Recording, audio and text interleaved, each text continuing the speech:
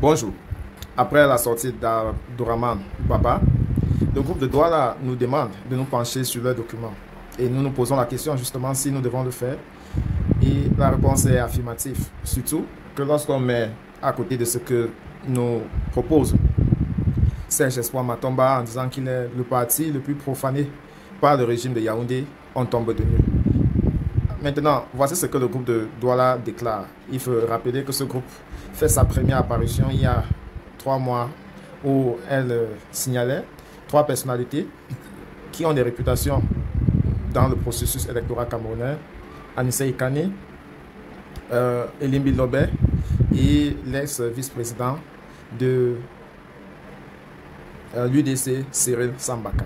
Et donc, dans leur lettre, on a pu lire: chers compatriotes, le groupe de Douala, mis en commun d'organisations de l'opposition héritière de l'Union pour le changement et de la société civile, vous annonçait fin janvier dernier qu'il lançait une initiative pour présenter une candidature forte à la prochaine présidentielle. Face à l'immense volonté du peuple d'établir enfin un gouvernement soucieux de ses intérêts et de la dispersion des forces représentantes de cette aspiration, notre but a été clairement exprimé: rassembler le plus largement possible autour d'un accord minimal et d'un candidat les aspirations du plus grand nombre de nos compatriotes. Après 3 mois de consultation, nous sommes heureux de vous annoncer les premiers résultats de notre travail auprès de certains candidats à la candidature. 1. Le candidat adoubé par le parti Univers Akere Mouna, Tambin Mouna, a chaleureusement reçu notre proposition. Selon lui, la candidature de grand rassemblement, tout en étant souhaitable, doit obligatoirement s'inscrire dans une logique de transition. 2. M. Cabral Libi, qui se prépare pour le compte du PCRN, s'est dit ouvert à une logique de plateforme. 3. Joshua aussi du SCF a estimé que cette démarche survient dans un contexte où les équipes du SDF sont déjà mobilisées pour préparer sa participation à la présidentielle comme candidat de ce parti. Sans rejeter le consensus, il a souligné qu'une nouvelle proposition pourrait perturber les préparations internes de son parti. Pour le compte de l'UDC, Hermine Patricia Tomayo Ndamjoya a approuvé la logique de la mise en commun des forces. Elle estime parallèlement le contenu devrait être discuté. D'ores et déjà, Mme Ndamjoya en appelle à une organisation commune pour contrôler les procédures du jour de vote.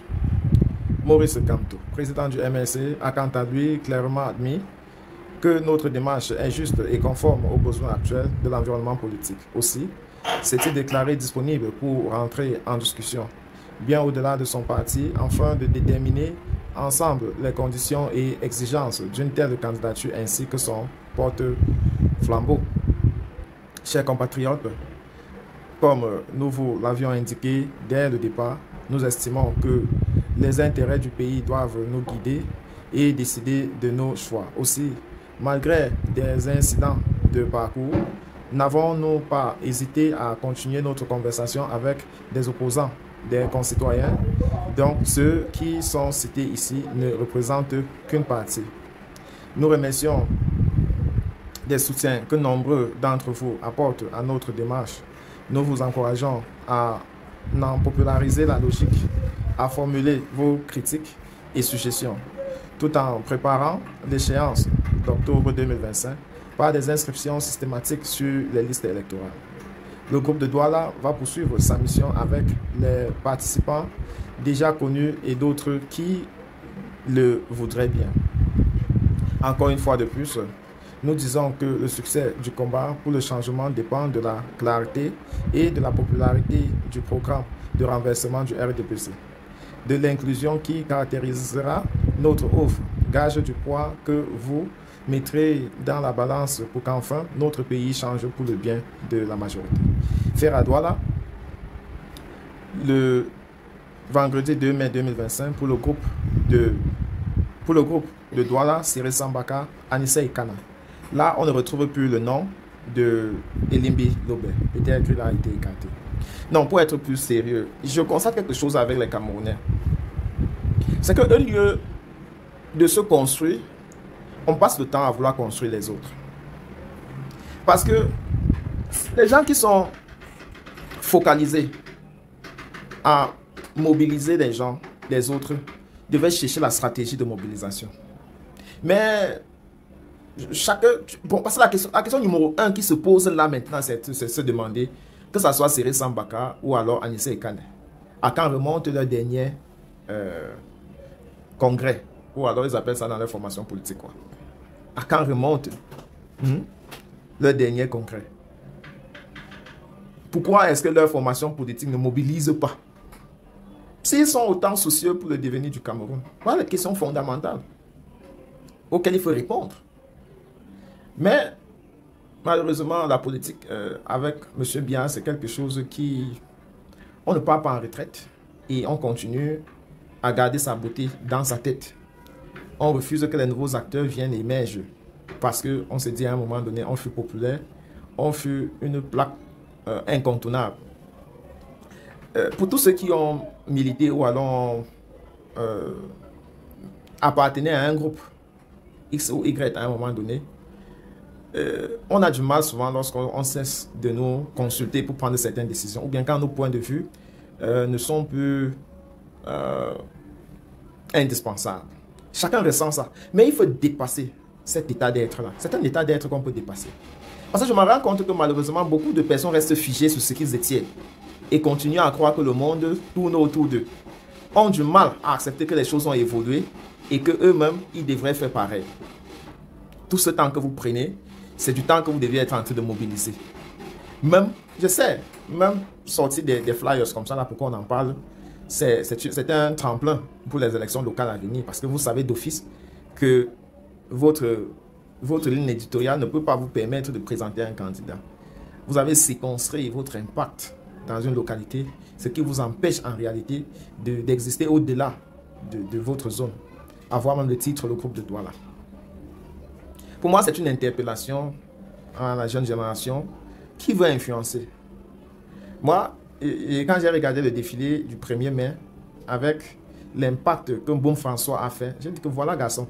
Et j'ai aussi suivi son débat qu'il a fait à l'arène.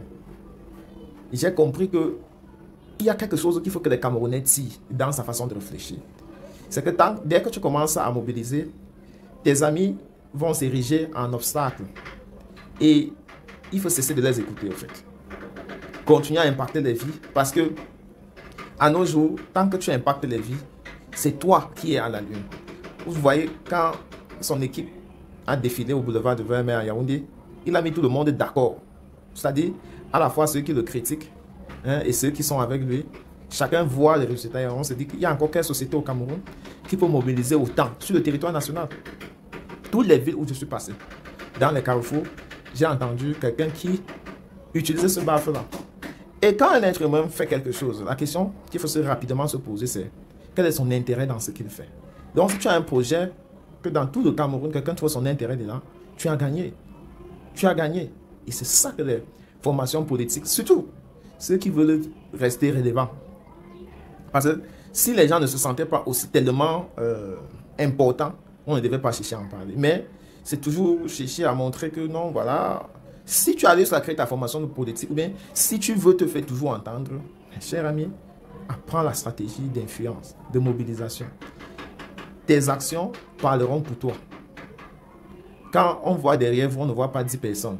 Vous faites des propositions, regardez comment le SDF vous répond, parce qu'il ne vous respecte pas.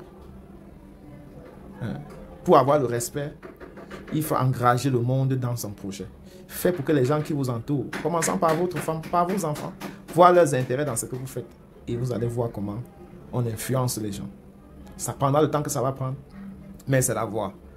Dans l'influence, il n'y a pas de raccourci. Tu fais ce que tu as à faire, le reste c'est dans le cœur des hommes. Voilà.